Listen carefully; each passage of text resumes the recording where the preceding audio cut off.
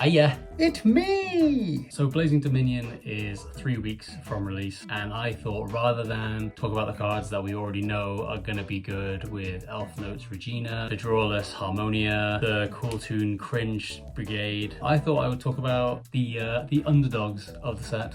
I've got 5 cards. Well, I'd say like 4 cards and a bundle of cards to start. And I'm just gonna talk about very briefly why I think they're good. So let's have a look. So to start, it's the trains. I think the trains collectively, they're a very strong addition for the Earth Machine, the pile that we've seen kind of sneak into Top Cut of various events. I'll start with Heavy Knight Babel Deck. Wait. This music's not gonna do the job. Cut, just stop. Okay. Let me put the appropriate music on. Thank you.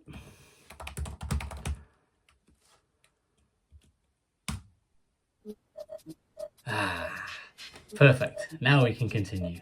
Babel Decker is, it's like Marauding Captain for Earth Machines. But the more interesting effect is the fact that if your opponent tries to interact with you,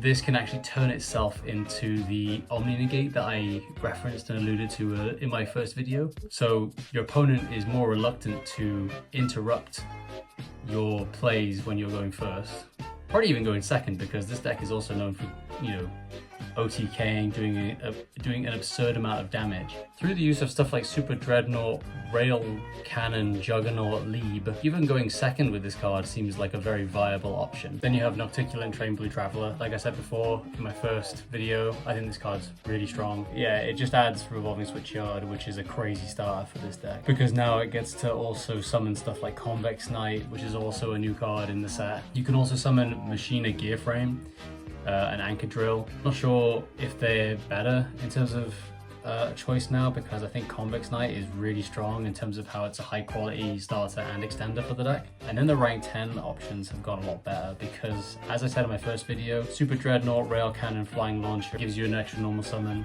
It searches for any Earth Machine. It also adds Barrage Blast.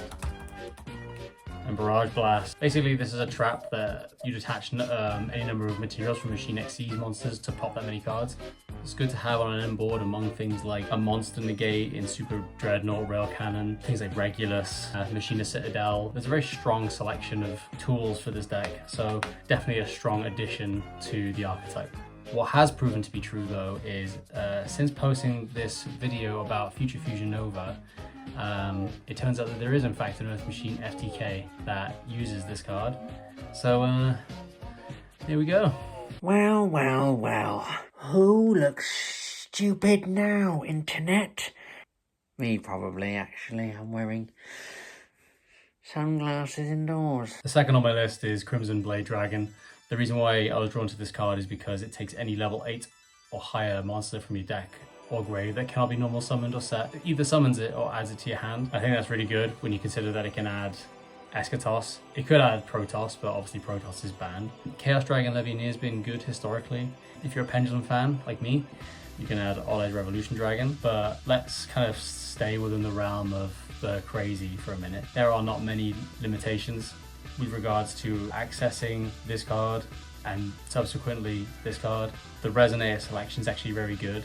During COVID, this card was actually expensive as a common, because you would add this off of what is still legal, Cupid Pitch, because you would make Savage Dragon and then Cupid Pitch would add Creation Resonator and then you would add on Herald. If you're playing a synchrocentric strategy that uses Cupid Pitch, you can now add Creation Resonator, pair it with a level 4 monster, get Crimson Blade Dragon, and Eschatos blows up and locks types, so you need 3 different types. But already in this hypothetical, I've used Creation Resonator, which is a Fiend, and Cupid Pitch, which is a Fairy. So pair that with things like Reaperdocus, and then Reaperdocus can just change the type of any monster on your field to whatever your opponent's matchup is, and just lock it out of the game. So cool. Deck building. Solved. Next I'll talk about something a bit more interesting, which is the Heka Hands Machibel. It's a fusion spell or monster for Heka Hands. This is really cool because you make the Heck of Hands Jawser, and then Jawser adds Yadel or Yaddle or Ibtel. Yaddle is the better one in this situation because it adds a spell or trap. So it adds one of the 2 counter traps from Reject Your Hand, and if you're playing the Chimera Fiend Illusion pile, then this is definitely good to have on your end board as a form of insulation. The other cool element about Heck of Hands and Machibel is that if an Illusion Fusion monster is sent to your grave,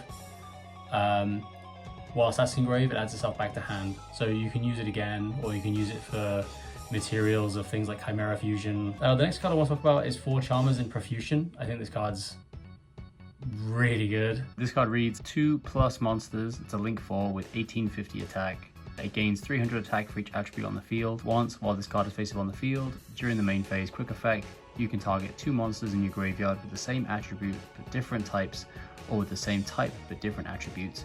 Special summon both, also until the end of the next turn.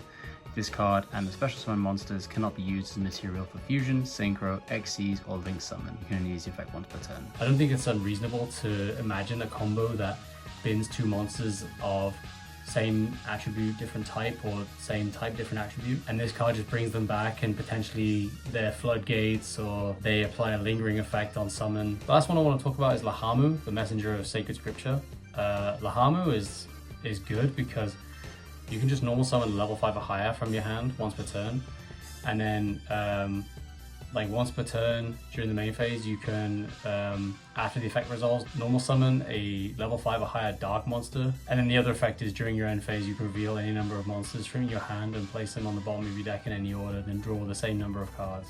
So I think I'm not alone in that. When I read this card, I think this card kind of promoted some element of like, oh, I guess you can just like normal summon Vanity's Fiend. These are the kind of things that came to mind. And then I thought, oh, well, you have to kind of like try and deep draw them off of the Lahamu's second effect. And then I was just looking at some examples before I made this video. And then I read this card, and this is basically summon limit on legs.